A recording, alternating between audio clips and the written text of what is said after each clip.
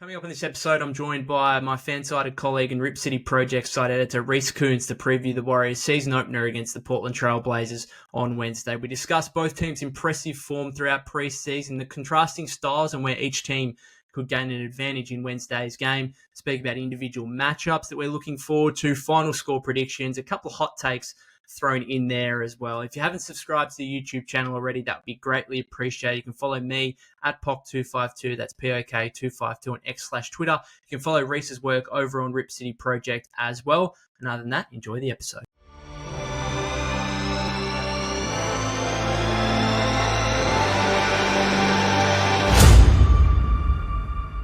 Welcome to the podcast, Reese. Great to have you on. Now, I've been told that you got married last week, so I'm sure it's been a big time for you recently. But has there been anything other notable stuff going on during the off-season for you? Anything that can come close to getting married, I suppose?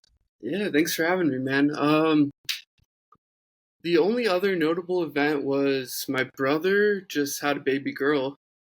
So Nice. Yeah, it's been a very eventful summer for me, but it's been great.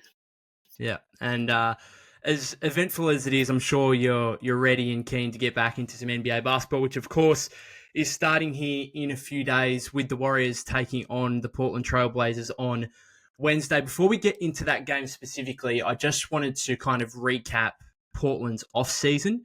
A couple of major things happening here that I wanted just to discuss, get the kind of feel from you covering the Trail Blazers and also, from a fan's perspective a little bit as well.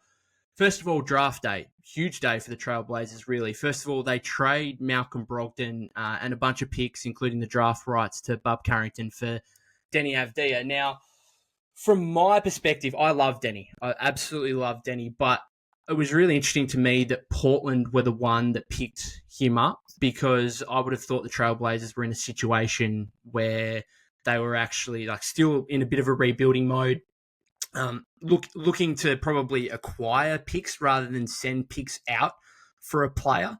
What was the motivation behind that? Is it just a case of Deni is still young enough to be part of the core moving forward here? Yeah, it was definitely a surprising trade because I think we all expected the Blazers to be trading away someone to get picks, not to be, giving up picks. But like you said, a big part of it was the rebuilding timeline. I think Brogdon is 31 and Deni is 23. So it makes sense in that aspect. But there's a lot of other variables beyond the age. I mean, Deni is on such a great contract. It's front loaded. Yeah. So I think he's making, I wrote it down somewhere. He was making $15.6 million this next season. And then it decreases all the way to 11.9 in 2027-28. So I think that gives the Blazers a lot more flexibility going forward because they don't really, know what they want to do with the roster yet since they're so early on rebuilding. And he also provided them with a lot more versatility. I think the Blazers last year had a lot of one-dimensional players that were really into scoring or setting up themselves, and I like that they have a two-way wing that can impact winning beyond just scoring. So it was a surprising trade, but overall I really like it. Yeah, no, I like it as well. I mean, it's interesting. I would have liked the Warriors to try and get their hands on him in some degree because he's such a versatile player. And going back to the draft, I know the Warriors had some interest in him in 2020. I spoke about it on a recent podcast episode, how there was this reported potential deal with the Chicago Bulls, who had pick 4 at the time and also had Wendell Carter Jr. Warriors obviously had pick 2, ended up taking James Wiseman, which nightmare, but they did have, there was the potential deal on the table to move back to Chicago's pick 4, get Wendell Carter Jr. in that trade, and then potentially look at Deni. Look at Deni with that 4th pick, and he ended up going a few selections later to the Wizards. It's interesting because I love him as a player, and I think he's a bit underrated because he's been on a bad Wizards team, and part of me would have liked him to go to a good, strong playoff team to kind of get his name out there a little bit more. And I'm somewhat disappointed that he's gone to Portland, who are unlikely to make the playoffs over the next couple of years. But at the same time, as a Warriors fan, if he wasn't going to come to the Warriors, I'm kind of also happy that he's not gone to a direct playoff rival, a team that is contending in the Western Conference, at least in the short term. So bit conflicting there. But on draft day as well, Donovan Clingan, 7th overall pick. Is there any concern there, and how does the center rotation shape up for the Trailblazers when you've got DeAndre Ayton making over $30 million, former number 1 overall pick, Rob Williams, who was, I think he's injured again, but was, a starter on a finals team only a couple of years ago.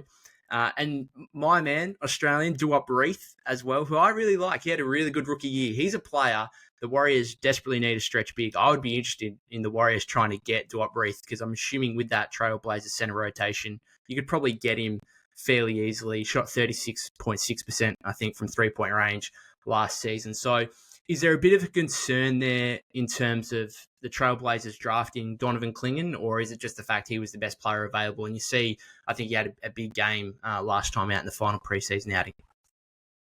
I love Duop Reith too. He's like the modern day stretch 5, But I think it was kind of the it was the fact that they just wanted to get the best player available. I mean, one Blazers reporter, Sean Hyken, he mentioned that he had a strong suspicion that Clingan was the number 1 player on their big board like all along.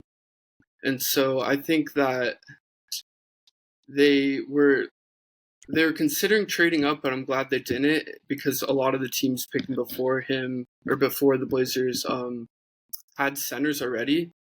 And so I think that they were in a good position to get him and not really worry about the center logjam because, like you said, like Ayton he's the highest paid player on the roster, and Robert Williams, as good as he is, he can't seem to stay healthy. So I think it was kind of, get the best player on the board and figure the rest out later type thing. Yeah, absolutely. I can understand that from a Portland perspective, being in rebuilding mode. You're just trying to get as much talent through the door as possible into the organisation. And as you said, figure it out later.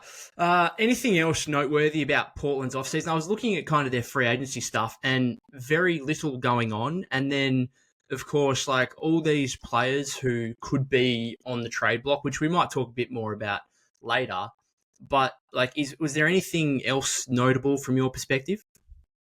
I think the only notable thing was that we all kind of looked at them as a team that might do like a fire sale or make a bunch of trades, and they really didn't. And I think a part of that is they were so injured last year, and so they don't really know what kind of roster they have and who they want to focus the rebuild around. And so I think this is like a big year for them to get more clarity and kind of see what moves need to be made. But from that sense, it makes sense that they didn't do a big trade, but we kind of all were like sitting around waiting.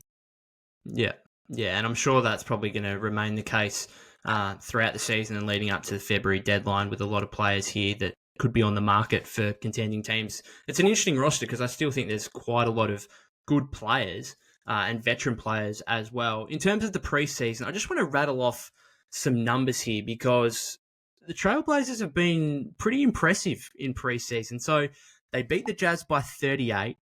The big win, I suppose, was against the Kings. They won by 20 at Golden One Center. And I was looking through that. All the Kings' main guys, all their starters played like 30 minutes. Malik Monk played 20 minutes off the bench. Like all their main guys played. They lost to the Clippers by 2. And they ended up they played another international team, I think. But like 2-1 against the 3 NBA teams. They finished the preseason first in defensive rating, 14th in offensive rating, and were equal second with the Warriors in overall net rating. So what has impressed you most, both from a team and an individual standpoint for the Trailblazers throughout preseason? And is there any players that have disappointed you at all? Yeah. I will admit I only saw the last 2 games because the first 2 was the weekend I was getting married. But I did check the box score. But no, they've been really impressive. I'm trying not to look too much into it because it's preseason, and the West is so loaded that I don't think this really means much for their playoff hopes. But there's a few players that stood out. Ryan Rupert was great, especially last game against the Jazz. He's someone that isn't he? I think he's like 20 years old, so he's still a ways away from like being a main contributor. But I really liked what I saw from him, especially like on ball defense. He like picks up the main ball handler from full court, and I really like his versatility. And then the other obvious one is Donovan Clingan. He was just insane. I think he had like 20 rebounds and 5 blocks, if I'm not mistaken. But I'm not surprised because he did so well in summer league. But it's been great to see him with better guard play and how they like generate looks for him on offense. Yeah, absolutely. So in terms of Clingan then, like what is the starting lineup project to be in this season opener against the Warriors? And particularly, like, I'm super interested in that big man rotation because you've got Ayton there who had a really strong close to last season. Now you're bringing Clingan in. Is it like I'm assuming Ayton's like still the guaranteed starter, but then like how many minutes? Like Rob Williams is out. Is Reese going to play at all? Does he play some at the 4? Like across that 48 minutes of center play, like what's the split there? Is it, I don't know, 8 and 26 and Clingan 20? Like how is it going to work out? You know more than me, so let me know. I think it's something that they'll have to figure out throughout the season. But I do think Reese is, the biggest loser in terms of role and minutes this season. And that also depends on Robert Williams if he can stay healthy. I think he's questionable to start the season against the Warriors, so we'll see if he plays. But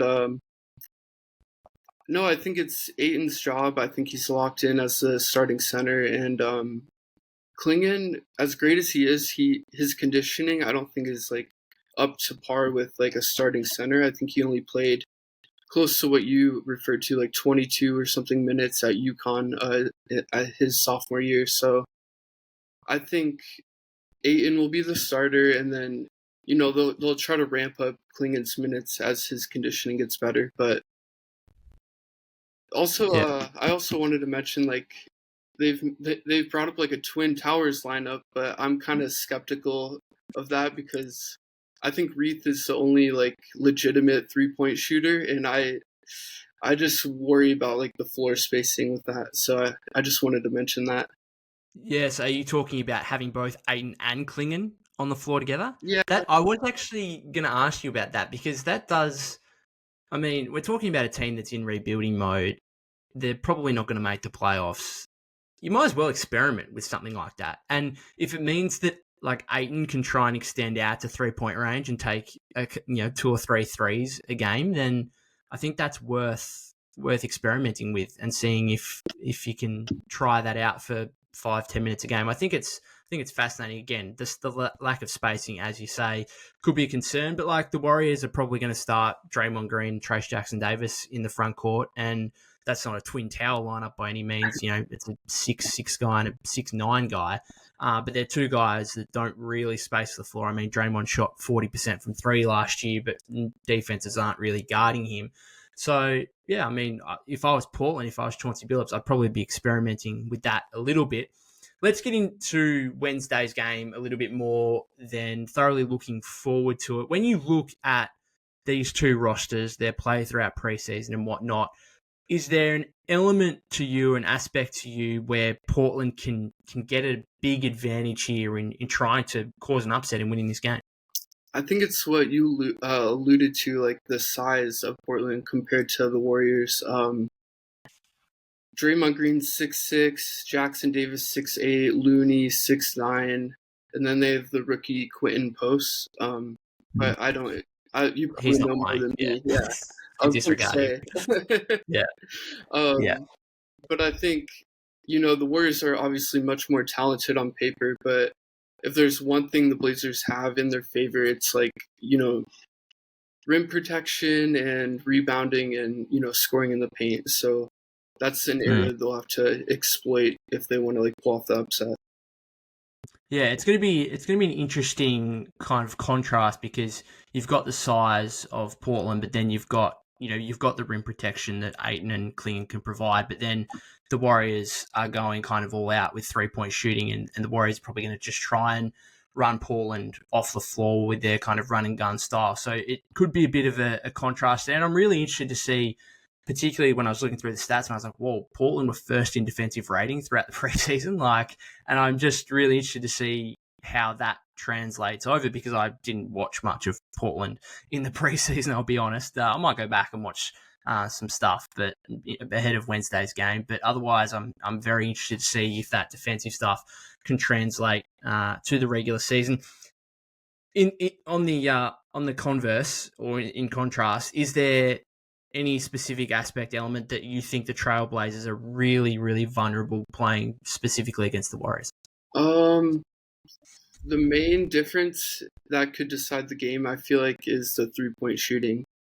I mean, the Blazers finished dead last in threes last year, and the Warriors are obviously like incredible with Curry and Buddy Hield now, and a bunch of other guys like that. So I do worry about that. It's hard to overcome. Even if you're bigger, it's hard to get a win in the NBA if you're losing the 3-point battle by that much.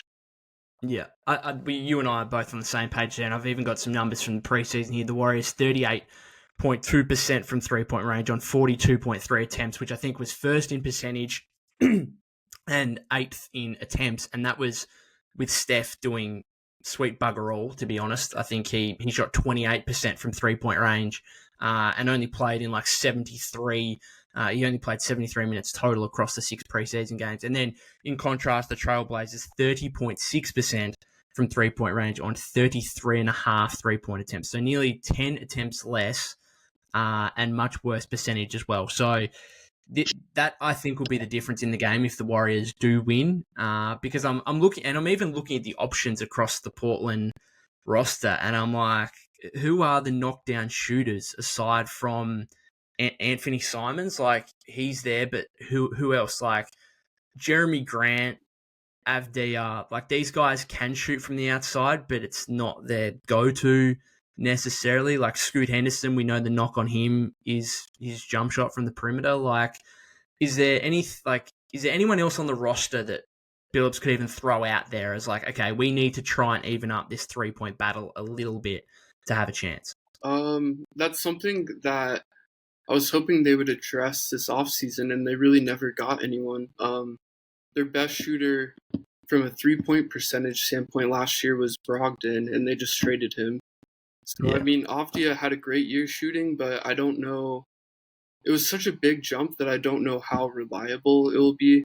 I think that's something to watch this year. But, no, they don't really have anyone to bring off the bench. Yeah, I think that's a bit of a concern. As you said, the size is there, the rim protection's there, but that 3-point battle, I mean, that could prove the difference in the game. Is there a particular individual matchup you're looking forward to? Like, I don't know, could Repair come out and play some minutes trying to guard Steph or something like that? Is there any individual matchups that, you're looking forward to? It really depends on what the starting lineup ends up being. I think the 4 Blazers starters that are like locks are Simons, Avdia, Grant, and Ayton. And then it was supposed to be Scoot Henderson was projected to be the final starter, but Tumani Kamara had such a great preseason that he's making like a strong case to be that final starter. And so I think the matchups will ultimately depend obviously on the starting lineup. But in terms of like X factors, I'm really interested in watching Avdia and Jonathan Kuminga. Because I think we know already what we have in like Curry and Green and then Simons and Ayton, but we don't necessarily know what we have in like whether Kuminga can have that breakout year and what Avdia's role is with his new team. So those are the 2 guys I'm watching. Yeah, no, absolutely. That's a good one. And very like similar Similar ages, like Avdia 2020 draft, Kuminga 2021 draft, picked very similar in those respective drafts. I mean, very exciting young players, and we'll see where they can get to this season. So that's certainly a couple of players to look out for. My kind of matchup would probably be Trace Jackson Davis and the combination of Ayton and Clingan. And from a Warriors standpoint, Trace Jackson Davis had a really good final 3 preseason games. I was a little bit disappointed in his start to preseason, but then the final 3 games, he really became a presence on both ends of the floor for the Warriors, and I was excited with what he was doing, and it looks like he's kind of solidified his spot as the team's starting center, at least to start the season, depending, we'll wait and see what they do moving forward. Maybe Draymond becomes the starting center. Who knows at this point, but I think TJD will be locked in, particularly against a team like Portland on Wednesday with their size. Now, the last time we actually saw Trace Jackson Davis in a meaningful game was in the play-in tournament game against the Sacramento Kings at Golden One Center last season. And he came up against Sabonis, obviously, and it was a nightmare for him. He basically got played off the floor in the first 5 minutes, got absolutely dominated, ended up playing only 10 minutes in that game. Steve Kerr went to old reliable Kevon Looney for a large part, Draymond at center as well. And that was just a really disappointing finish to the season for Trace Jackson Davis. And while he had a really positive and impressive final 3 games of preseason, I'm still a little bit concerned about him playing guys that have got a few, like he's 6'9", and playing against genuine 7-footers who have got some offensive skill, right? And can kind of work him in the post a little bit. That first preseason game against the Clippers, Ivica Zubac, who is a solid, maybe above average starting center, but like he's not a star by any means, but he was giving Trace some work. And I'm looking at this matchup and seeing Ayton and Clingan, and I'm thinking, okay, if Portland want to win this game, and if Portland do win this game, it might come down to, Ayton going for 25 and 12 or something, or Clingan coming out and having, 10 to 15 rebounds and a few block shots and really dominating that individual matchup. So that's probably the one that I'm looking forward to the most from a Warriors standpoint, because I want to see if TJD can respond from that playing game last season, and if he can really take it up and compete against genuine 7-footers and be the real anchor of a defense for Golden State. All right. Other than that, unless you've got anything else, have you got a final score prediction for us, and maybe one hot take prediction as well? So I think the Warriors are 6-point favorites, like as of now. So my prediction is that the Blazers cover the spread but still lose. So I'm going to go 115, 111. Warriors win. Yeah. Okay. And my hot take is Deni Avdia triple-double.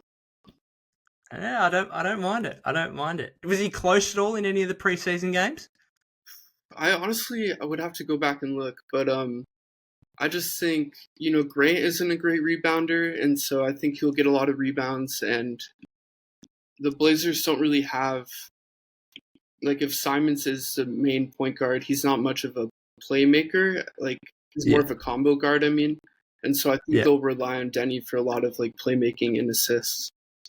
I'll have to check the odds on that. I was checking the odds a little bit beforehand. So as you said, Warrior, the line is 6.5 at the moment. I actually agree with you that I think the Trailblazers will probably cover that, but I do expect the Warriors to win. So I've got a 112, 107, which is, the total score there is probably a bit under what I was initially thinking, just because I was looking through like Trailblazers first in defensive rating during the preseason. Maybe I'm reading into that a little bit too much, but I did think like the total points line of 225.5 I thought was a little bit high, because I think Portland's best chance of winning this game is to try and make it a slow half-court game where they can really use their size, as the Warriors, in contrast, will be trying to get out and run, putting up a heap of threes. So I think that's the Trailblazers' best chance of winning, is trying to slow the game up as much as possible.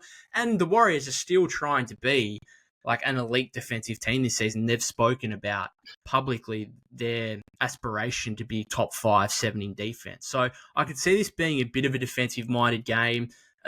along with the fact that like early season, there's probably some rustiness for teams offensively, and the scoring is generally maybe a bit more down than what we see once teams get up and running during the regular season. So if I was a betting man, which I am a little bit, I would have thought that the 225.5 line total points is a bit high.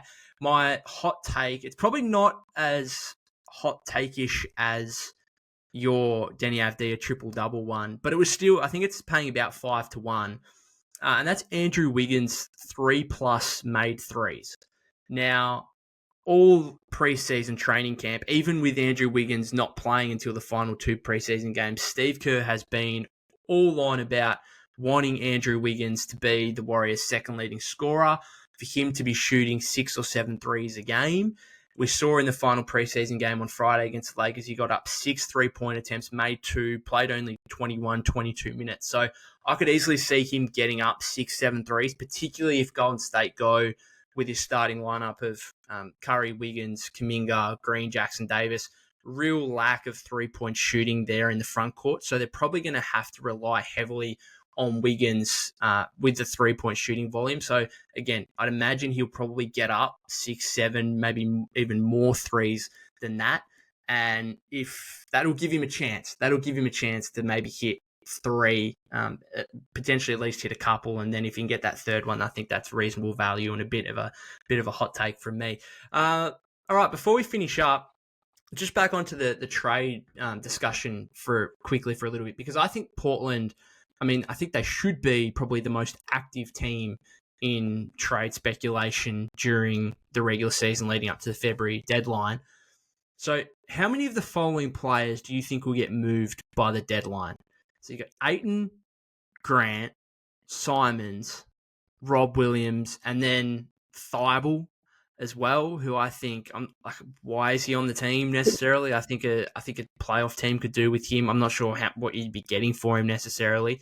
And even like a guy like Reese as well that we've already spoke about. Like, how many guys do you think will actually get moved here by the deadline? It's so hard to say, man. It really depends on like how, like I said earlier, like how, Scoot and Sharp look, and whether they feel comfortable, moving Simons because they like step up so much. If I had to guess, I would say Grant and Thibault get moved.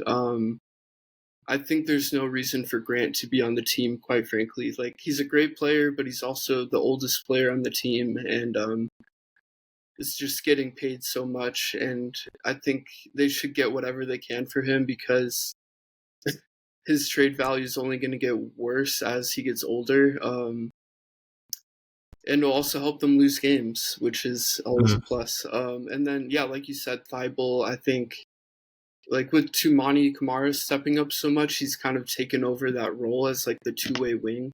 And so I don't really see a need for him either. And so, yeah, those would be my 2 predictions. It's kind of hard to say with the centers because Ayton's getting paid so much, and there's a lot of teams that already have an established starting center. So we'll see what happens there. And Williams is kind of a wait and see in terms of whether he can stay healthy, stay on the court. Because right now it's kind of like just such a gamble for teams to take, and I think they want to wait and see like if he can actually, do it. So yeah, I think the first couple of months of the season Portland's one of their main focuses needs to be rehabilitate the trade value of Robert Williams, because there is no reason, like Thibault, there's no reason for him to be on the team. Like, I'm sorry, like you can't have him, Ayton, and Clingan. Like, it just doesn't work, and therefore you've got to move. Like, if Ayton's difficult to trade because of the contract, and Clingan, obviously, you've just drafted, you see him as the future. Rob Williams, clearly the odd man out. You've got to move him. But as you say, it's a gamble for other teams right now without knowing, his health and injury status. It's too much of a gamble for other teams to be giving up anything of value for a guy like Rob Williams. And I also understand from Portland's perspective, it's like, no, we actually want to get something of value for this guy. And therefore, the next couple of months should be really about trying to get his trade value up to a point where, a team does go, okay, yep, here's a a lottery protected first round pick or a top 10 protected first round pick or whatever it is. I think that's got to be one of the big focuses for the Trailblazers, and we'll see. I agree with you on Grant. No reason for him to really be on the team. Simons is a really interesting one for me because I really like him as a player, and he's still young, so you'd therefore think that he could be part of this core moving forward, and perhaps ideally that will occur. But then, of course, okay, how does that work with Shaden Sharp and Scoot Henderson as well? You know, can those three guys start together? I don't know. That's a huge question mark moving forward. But as you said, with the kind of Clingan piece, maybe it's just a case of, all right, we'll get as much talent as we can and then work it out later. And, you know, we're not necessarily looking for playoff action. Just quickly on that, what's the timeline here for the Trailblazers? Like, when do you think this team will go from, you know, a rebuilding standpoint to, okay, we're firmly trying to make the playoffs again? So I love how deep the Blazers roster is. They have a lot of like underrated players like on their bench, but the main thing they're lacking is like a go-to star. Right now, I think like according to like the top 100 rankings, Jeremy Grant is like their best player, and that's just not going to get the job done. No. And so I think they're trying to, you know, tank and position themselves to get like a top pick. And I kind of think the timeline to when to accelerate the rebuild depends on like when they can get that top pick. Yeah, absolutely. Alrighty, I think we'll finish up there. Thank you very much, Reese. Any other plans for the rest of your weekend? I know the WNBA Finals, Game 5, starting here in about 25 minutes, so I'll probably go and watch that. Any other plans for you? No, I actually might lock into that. Isn't it? It's a best of 5, right? Yeah.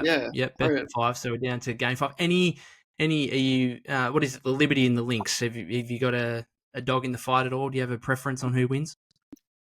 No preference. My prediction is the Liberty, though. Yeah, okay. I'm going for the Lynx. This is a fun fact. So I'm from I live in Tasmania, and I'm from Hobart, Tasmania, Australia. With my hometown is, well, my home state is a population of about 500,000 people. Hometown is a population of maybe 200,000 people, so pretty small, obviously. And Alana Smith is from my hometown, and she's playing in these NBA finals for the Minnesota Lynx. And so it's quite amazing. Like, I can't remember a time where someone from my hometown has been on this big of a sporting stage, to be honest. So it's actually kind of cool. Anyway, We'll finish it up there and we'll go and watch it. Have a great season. I'm sure we can follow your content over on Rip City Project. Are you on socials at all? Yeah. Give a plug there. Just Reese Kunz on Twitter, Instagram, all that good stuff. Alrighty. Thanks, Reese. All right, thanks for having me.